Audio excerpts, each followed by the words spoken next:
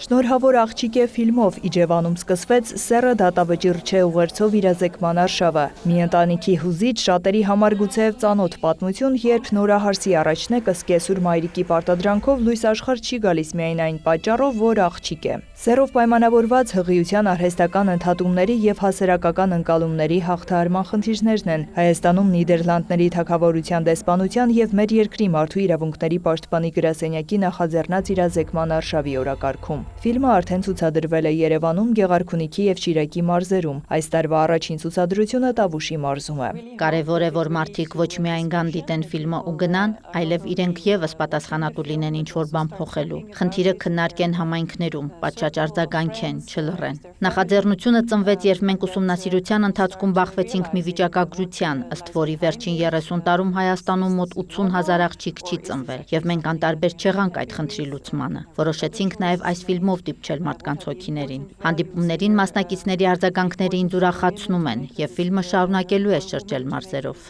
Ֆիլմի ցուցադրությանը հաջորդեց աշխույժ քննարկում հղիության սեռով պայմանավորված արհեստական ընդհատումների հասարակական գիտակցության ձևավորման հարցերի շուրջ։ Մարդու իրավունքների պաշտպան Անահիտ Մանասյանը վստահ է, որ ֆիլմը և արշավը կօգնեն հաղթահարելու կարծրատիպերը և վերանայելու մոտեցումները, իսկ լեցուն դահլիճը հուսադրող է։ Շատ կարևոր է ոչ միայն մարդկանց համար, այլ նաև հենց մարդկանց հետ աշխատանքը, որովհետև մարդկանց հետ աշխատանքը հնարավորություն է տալիս նրանց ավելի խորությամբ դիտարկելու հենց իրենց վերաբերելի հարցերը և բնականաբար հաղթահարելու նաև դրանք։ Երբեմն թվում է, որ այս խնդիրը մեր հասարակությունում գոյություն չունի,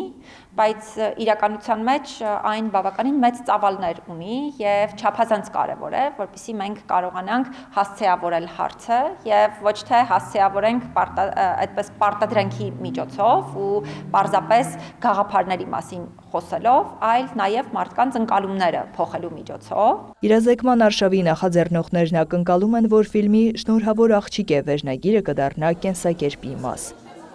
Նարայ Ոսկանյան, Գայանե Թամամյան, Վահե Թամամյան, լուրեր։